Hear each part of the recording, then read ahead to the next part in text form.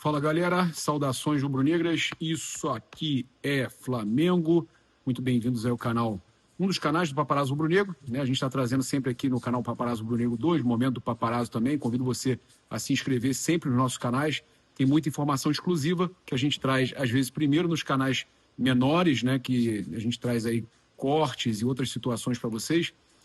A gente tem um corte aqui que a gente acabou de subir no canal principal, então fica até o final que a gente vai trazer uma informação aí com relação ao Jorginho, né?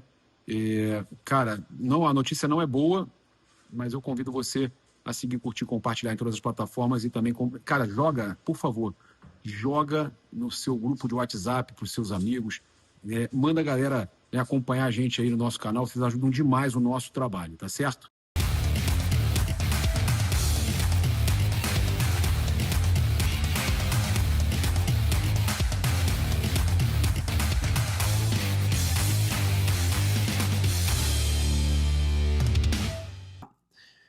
Falar aqui sobre esse elogio do Dorival Júnior em entrevista à TNT Esportes.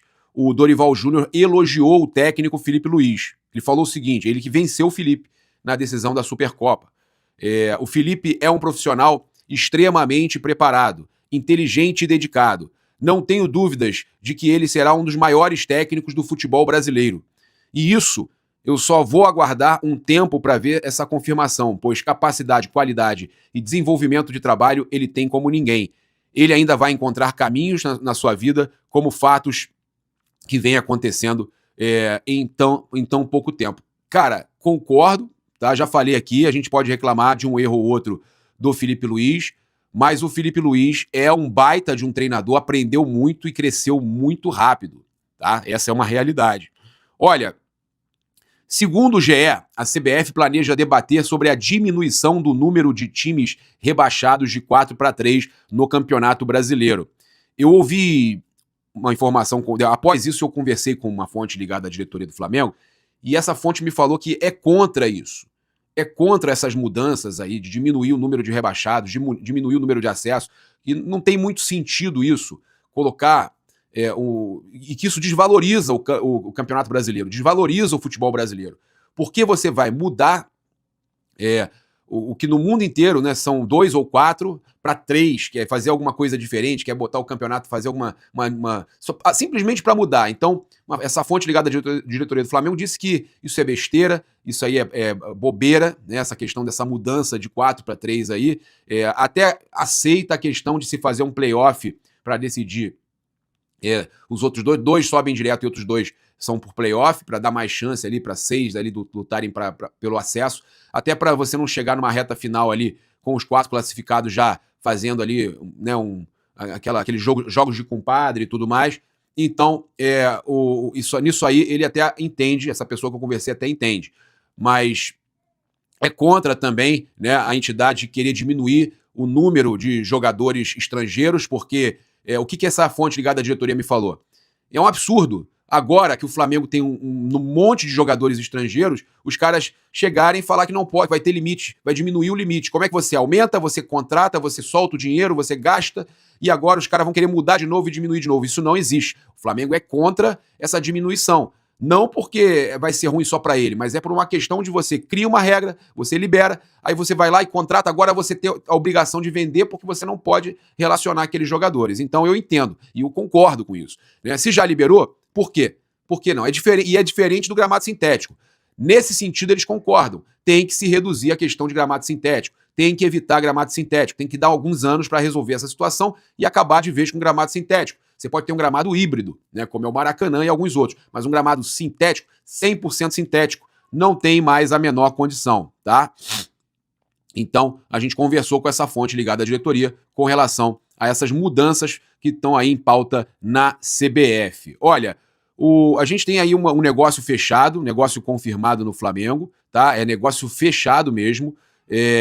São, na verdade, 2 negócios, porque o negócio do Richarlison, se ele topar vir para o futebol brasileiro, é negócio fechado. O Flamengo já definiu que quer o retorno do Richarlison ao futebol brasileiro, quer o Richarlison no seu time, independente da torcida ter uma certa rejeição. E a gente tem aqui, então, a notícia sobre o Iago, tá? O zagueiro aí já foi negociado com o Orlando City, chegou aqui ontem, tá? Chegou nesta sexta-feira aos Estados Unidos para assinar contrato com o Orlando City, tá? Informação exclusiva do jornalista Ângelo Furtado. No momento faltam apenas detalhes finais para sacramentar o negócio e as partes acreditam que o acordo seja fechado ainda hoje, tá? Tá tudo certo, já viajou, exame e tudo mais, então ainda hoje deve ser anunciado aí pelo Orlando City, vai jogar aqui em Orlando, tá? Orlândia. Vamos lá, vou trazer aqui também as informações do jogo, mas eu antes tenho algumas informações importantes ainda para trazer para vocês. Com relação ao Luiz Araújo, Danilo, né? O Danilo tá de volta, ele retornou, tá? Danilo retorna hoje no jogo contra o Sampaio Corrêa, ele volta aos relacionados, né? Após resolver uma questão particular que o deixou fora do jogo contra o Internacional. Já o Luiz Araújo deve desfalcar o Flamengo, tá? Neste sábado. Informação aí trazida pelo GE, confirmada pela nossa equipe, e ali ainda sente dores musculares, tá? O jogador fez exames que constataram uma pequena lesão, então ele não joga desde o dia 25 na derrota para o Fluminense. Então uma pequena lesão aí do Luiz Araújo, ele de novo, né, desfalcando o Flamengo. Um jogo, para mim, eu gosto muito do Luiz, faz muita falta, é mais uma opção que a gente sempre tem ali, então o jogador tá fora desse duelo aí, segundo o GE, e também a informação que a gente apurou aqui, tá fora do confronto contra o Sampaio Corrêa. O Flamengo tenta recuperar o jogador para os próximos jogos. Falar aqui com relação vamos trazer logo as informações do jogo, aí logo na sequência eu trago o negócio do Abel Ferreira, tá? A gente, então, tem o jogo hoje às 21 horas no Brasil, 19 horas aqui em Orlando.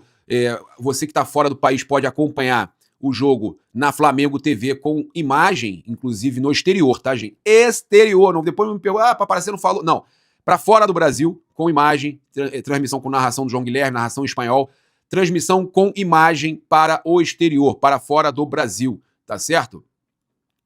Então, é dia de Carioca. Informações aí para vocês. 21 horas, Maracanã, Sport TV na TV fechada, Premiere no pay-per-view, GETV no YouTube, isso no Brasil, tá? Então, no exterior, Flamengo TV com imagem. Provável escalação do Flamengo. Cara, eu vou falar para vocês que a minha informação, eu não gosto de vazar nada com relação à escalação, mas a minha informação tá diferente do Globo Esporte, tá? O Globo Esporte traz que é Rossi, Varela, Léo Pereira, Léo Ortiz, Ovitão e Ayrton Lucas. Pulgar ou Everton Araújo, Jorginho, Arrascaeta ou Carrascal, Paquetá ou Plata, Samuel Lino ou Cebolinha e Pedro. Aí também, cara, botar uma porrada de parêntese assim é mole, né? Pra mim, tá? Ele pode ir com o André hoje. Posso estar errado, mas ele pode dar rodagem aí pro André. Ele vai com Varela. O Danilo ainda não entra como titular, seria Léo Pereira, Vitão e Ayrton Lucas. Everton Araújo, Jorginho, que não atuou no jogo passado porque estava suspenso. Acredito que ele coloque o Carrascal, ou aí sim um parêntese, o único Carrascal ou Paquetá no meio. Não acho que ele vai começar com a Arrascaeta, vamos ver. Paquetá ou Carrascal no meio. Se ele usar o Carrascal, Paquetá na direita, né, ou o Plata, e o Paquetá entrando no decorrer da partida. E na esquerda, eu tô achando que ele vai de Samuel Lino, mesmo com Cebolinha bem, ele vai dar aí minutos ao Samuel Lino para ver também se Samuel Lino começa a despontar, né? Porque é um jogo aí que você pode utilizar o jogador justamente contra o Sampaio Corrêa para ver se ele consegue despontar, porque se você não despontar contra o Sampaio Corrêa, que teve uma das piores campanhas da fase de grupos, mas o Flamengo também teve, mas foi um fato atípico, né? Jogou com a garotada da base e tudo mais, mas se você não conseguir se destacar contra o Sampaio Corrêa com os seus jogadores do elenco profissional, aí você desiste desiste, né, meu irmão? Aí vai ter que mudar tudo pro ano, né? E no ataque, né, o Pedro ali, eu concordo, deve ser ele o escolhido do Felipe Luiz. Os desfalques, já falei, Luiz Araújo, Saul, ainda em recuperação de cirurgia no tornozelo esquerdo. O De La Cruz está à disposição, tá? A provável escalação do Sampaio Corrêa, Zé Carlos, Lucas Carvalho, Lucas Marreta, vai marretar para o outro lado, Guilherme e Daniel Nunes, Pablo, Alexandro Souza, Otávio e Rodrigo Andrade, Luan Gama e Matheus Lacovelli, tá? O técnico Antônio Carlos Roy, e o árbitro é o Alex Gomes Stefano, o VAR Paulo Renato Moreira da Silva Coelho, tá certo? Essas são as informações do jogo de logo mais 21 horas no Maracanã. Então, se você chegou até aqui, esse momento desse vídeo, cara, a notícia realmente não é boa. O Flamengo comunicou então da lesão do Jorginho. mas agora a gente tem aí o Vene Casagrande trazendo, ele traz muitas essas informações de bastidores de treino e tudo mais, de departamento médico, trazendo que a lesão dele foi média, ou seja, a lesão do Jorginho demora umas 3 semanas para se recuperar. Então o Jorginho é desfalque certo para a Recopa Sul-Americana. Ele não joga a decisão contra o Lanús, nem o jogo de ida, nem o jogo de volta. Provavelmente, a gente não pode cravar, mas provavelmente. Então a notícia é muito ruim. O Flamengo já tem o seu primeiro desfalque, um desfalque fortíssimo para essa decisão da Recopa Sul-Americana contra o Lanús, que para a gente é o primeiro grande título importante do ano. Seria algo importantíssimo começar o ano com esse título. Será, né? Será. Mas complicado, né? Complicado a gente já saber que o Jorginho desejar força aí, uma pronta recuperação ao Jorginho, jogador que é muito importante, experiente. Mas vamos lá, tem o Everton Araújo, chegou aí também, né, o Lucas Paquetá, tem o De La Cruz, que está voltando à sua grande forma, se Deus quiser, né, vai ter um ano melhor aí em 2026, e a questão do Paquetá, que também pode pegar ritmo até a final, e ele mesmo falou que quer ser campeão, chegou para isso, né, que contando os dias aí para a volta por cima e ganhar essa Recopa Sul-Americana. Galera, seguinte, vamos lá. Então chegamos aqui ao momento sobre o Abel Ferreira. O técnico cobrou o Corinthians e o São Paulo, né, e colocou o Flamengo no mesmo ali patamar do Palmeiras e acabou saindo em defesa do Flamengo. Quem diria, né? Na verdade, ele está saindo em defesa dos dois clubes que estão dominando o futebol brasileiro. E com as contratações do Palmeiras, né, com Arias e companhia, eles vão brigar, cara. Eu acho que cada vez mais, tem gente que fala assim, vai ser cada vez mais rivalidade entre Flamengo e Palmeiras. Quando passarem esses 5 anos, Flamengo e Palmeiras ganhando de novo, mais brasileiro, mais Libertadores, que eu acho que é o que vai acontecer, vai chegar uma hora que a gente vai falar assim, não tem muito motivo esse ódio todo Flamengo e Palmeiras, porque a gente está revezando títulos, e o Abel nessa daí tá certo. São os clubes mais dominantes nos últimos anos, Flamengo e Palmeiras viraram referência de cobrança por títulos no futebol brasileiro, e isso não pode acontecer. Então, após a partida contra o Vitória, o Abel criticou a diferença de exigência sobre rivais como Corinthians e São Paulo, que também investem alto, mas não sofrem a mesma pressão por conquistas. Abre aspas. Se equipes como São Paulo e Corinthians forem super competitivas no ano, como são contra Palmeiras, Flamengo, disputam título nacional. Também devemos cobrar delas, porque investem o suficiente para competir conosco. Palmeiras e Flamengo, tá? Ou seja, ele reclamando que a mídia, a imprensa, não cobra do Corinthians, do São Paulo, do Fluminense, que tá aí tentando contratar o Boangá, né, e tal. Os caras contratam pra caramba. O Botafogo, olha o Botafogo aí, o Botafogo pagou aí, arrumou um jeito, pegou dinheiro emprestado, pagou, tirou o transfer ban, vai contratar um monte de jogador aí agora de novo, tá tudo bem de novo, né? Vale, pode fazer tudo, né? Se fosse o Flamengo, se fosse o Flamengo. Então, por que o Botafogo não é cobrado, gastando o que gastou ano passado? O Botafogo foi o time que mais gastou em 2025, não ganhou nada. E por que não tem cobrança nesses caras? Abel tá certo nessa. Essa daí, concordo com ele. Achei que ia demorar a concordar de novo com o Abel. Nessa, o Abel tá certo, né? E realmente a cobrança é diferente quando se trata de Flamengo e Palmeiras. Há sempre uma cobrança muito maior. É isso, convido você a seguir, curtir, compartilhar em todas as plataformas. Você que está no YouTube, eu convido a se inscrever aqui embaixo, acionar a notificação no sininho, deixar aquele like maroto no vídeo. Saudações rubro-negras, isso aqui é Flamengo. Aquele abraço, valeu, fui!